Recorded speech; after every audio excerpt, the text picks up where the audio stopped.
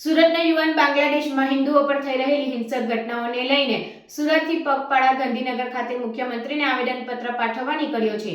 આ જાગૃત યુવાન સુરતથી પગપાળા નીકળી ભરૂચ ખાતે આવી પહોંચ્યો હતો અને શંકરાચાર્ય મઠ ખાતે ટૂંકું રોકાણ કરી ફરી ગાંધીનગર તરફ રવાના થયો હતો।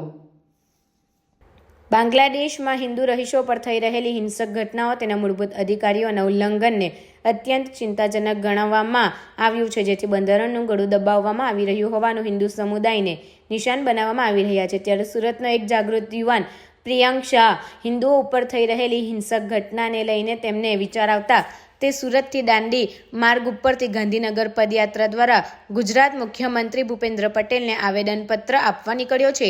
પ્રિયંક શાહ સુરતથી નીકળી કીમ ગામ પહોંચી રાત્રિ રોકાણ કર્યું હતું।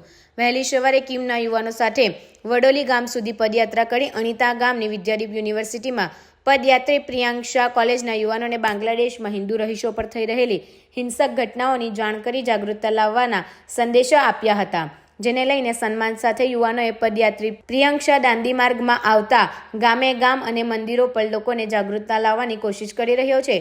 તે હસોદથી દાંડી માર્ગે ભરૂચ આવી પહોંચ્યો હતો।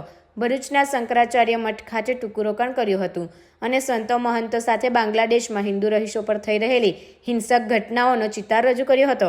પ્રિયંક શાહ પોતાના સંકલ્પ હિન્દુ સમાજને જાગૃતિ લાવવાના હેતુથી હિન્દુ સમાજને ન્યાય મળે તેવી માંગ કરી છે અને કેન્દ્ર સરકારને કડક પગલાં લેવા અનુરોધ કર્યો હતો।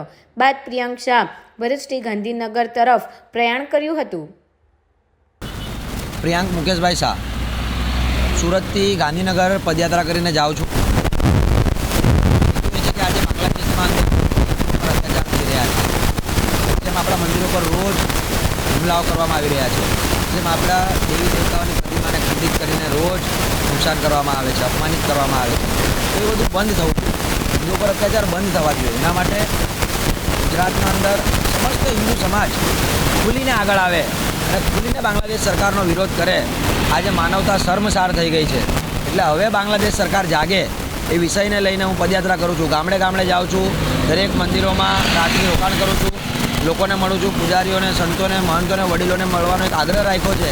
સાથે લોકોની સહી પણ આ વિષય પર લઉં છું અને એ સહીનો આખો બંચ બનાવીને એક આવેદન સાથે ગાંધીનગર CM સાહેબને આપું એવું મારી એક ઈચ્છા છે અને એ માટે આજે હું પદયાત્રા કરું છું કે સમસ્ત હિન્દુ સમાજ જાત પાત નાત ભેદથી ઉપર ઉઠીને એક થઈને આ વિષય પર આગળ આવે।